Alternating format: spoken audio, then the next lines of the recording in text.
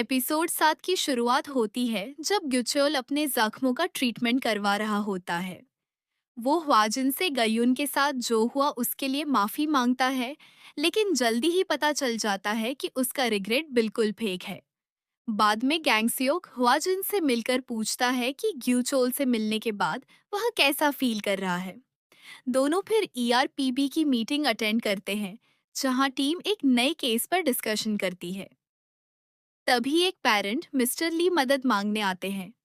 वो बताते हैं कि उनका बेटा ली जे यून ऑनलाइन गैम्बलिंग गेम्स का एडिक्ट बन गया है और अब लापता है। मिस्टर ली बताते हैं कि जेयून ने एक गेमिंग ऐप पर बहुत पैसे उड़ा दिए थे, जिसकी वजह से उनके परिवार को 85 मिलियन वॉन का कर्जा चुकाना पड़ा। इतना सब होने के बाद भी जेयून दोबारा उसी गेम का शिकार हो गया और फिर से कर्जे में डूब गया। गुस्से में आकर मिस्टर ली उसका फोन तोड़ देते हैं, लेकिन जैन अपने दोस्त सोंगबिन से एक स्पेयर फोन लेकर फिर से गैम्बलिंग शुरू कर देता है। और ज्यादा कर्जा होने के बाद वह अचानक गायब हो जाता है, जिससे उसका परिवार उसे कांटेक्ट भी नहीं कर पाता। ईआरपीबी इन्वेस्टिगेशन के लिए ग्योंदे को अंडरकवर नाकवन हाई स्कूल भेजती है। वहां उसकी मुलाकात सेयोंग बिन से होती है और यूज ऑनलाइन गैम्बलिंग गेम्स के बारे में और पता चलता है। जल्दी ही ग्यूंदे को समझ आ जाता है कि स्कूल के बहुत सारे स्टूडेंट्स इस गैम्बलिंग ऐप के एडिक्ट बन चुके हैं। ग्यूंदे की रिपोर्ट सुनने के बाद गेंगसियोक डिसाइड करता है आई कि वो गवर्नमेंट एजेंसीज की मदद लेकर माइनर्स को गैम्बलिंग प्रमोट करने वालों को साजा दिलवाएगा।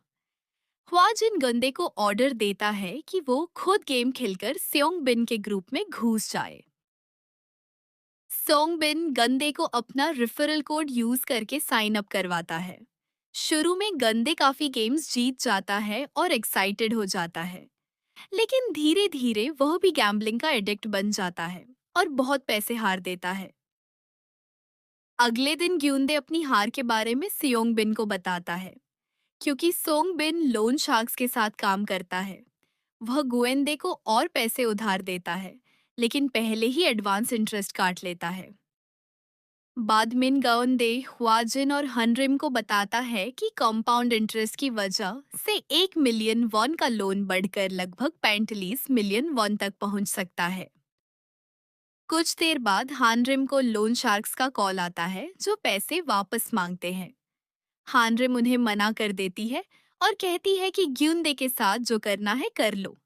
अगले दिन गुएंदे लोन शार्क्स का इंतजार करता है, जबकि हानरिम स्कूल के बाहर नजर रखती है। डर के मारे गुएंदे उससे पास ही रहने को कहता है, लेकिन हानरिम स्नैक्स लेने के लिए कुछ देर के लिए कार से बाहर चली जाती है। इसी मौके का फायदा उठाकर लोन शार्क्स ग्युंदे और कई और कर्ज में डूबे स्टूडेंट्स को किडनैप कर लेते हैं। वो सबके फोन्स छीन लेते हैं, लेकिन ग्युंदे चालाकी से अपना फोन गाड़ी से बाहर फेंक देता है। जब हानरिम को पता चलता है कि ग्यूंदे गायब हो गया है, वो घबरा जाती है और तुरंत हुआजिन को कॉल करती है। दूसरी तरफ लोन शार्क स्टूडेंट्स को मजबूर करते हैं कि वो शॉप से चोरी करें और लोगों को लूट कर उनका कर्जा चुकाएं। हुआजिन और हनरिम सीसीटीवी फुटेज चेक करते हैं, जबकि गंगसेओक अपने कॉन्टैक्ट्स की मदद से किडनैपर की गाड़ी का पता लगा लेता है। हानरिम खुद को गंदे के डेंजर में पड़ने का जिम्मेदार मानती है, लेकिन ह्वाजिन उसे गिल्ट छोड़कर उसे ढूंढने पर फोकस करने को कहता है। रात को लोन शार्क्स ग्यूंदे को अपने हाइड आउट ले जाते हैं। वहां उसकी मुलाकात कई हाई स्कूल स्टूडेंट्स से होती है, जिनमें जय यून भी होता है। सबको जबरदस्ती स्पैम मैसेजेस भेजने के लिए काम करवाया जा रहा होता है। ग्यूंदे एक डिवाइस से ईआरपीबी को मैसेज भेजने की कोशिश करता है, लेकिन जे यून उसे रोक देता है और बताता है कि उन पर हर वक्त नजर रखी जा रही है। जब गैंग को दोनों की बात करते हुए पता चल जाता है, तो वह जे यून की बुरी तरह पिटाई कर देते हैं और सबको दोबारा काम पर लगा देते हैं। जे यून को बचाने के लिए ग्यून द गैंग का सर्वर रिपेयर करने की ऑफर देता है।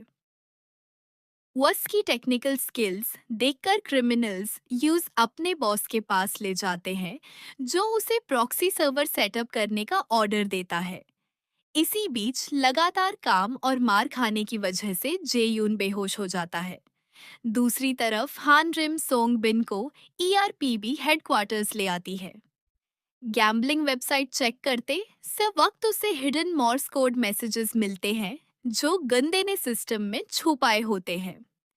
मैसेज डिकोड करने के बाद हन रिम और ह्वाजिन हाइडआउट का लोकेशन ट्रैक कर लेते हैं और वहां रेड कर देते हैं।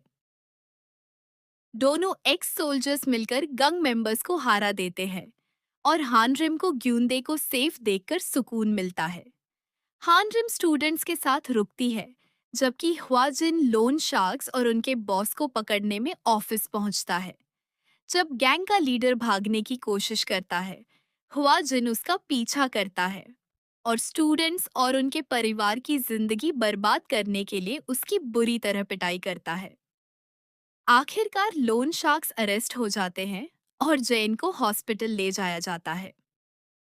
हान रिम ग्यूनदे से माफी मांगती है और वादा करती है कि अब से उसका और ज्यादा ख्याल रखेगी। बाद में जेयून के फादर गैंग सियोक का शुक्रिया अदा करते हैं। हुआ जिन जेयून को बताता है कि सियोंग बिन भी क्रिमिनल्स के साथ मिला हुआ था। वो दोनों लड़कों को समझता है कि उनकी गैम्बलिंग एडिक्शन ने सिर्फ उनकी नहीं, बल्कि उनके पेरेंट्स की जिंदगी भी बर्बाद की है। ख्वाजिन उन्हें मेहनत करके अपने पेरेंट्स का खोया हुआ पैसा वापस कमाने की सलाह देता है और पनिशमेंट के तौर पर उनसे बर्तन साफ करवाता है।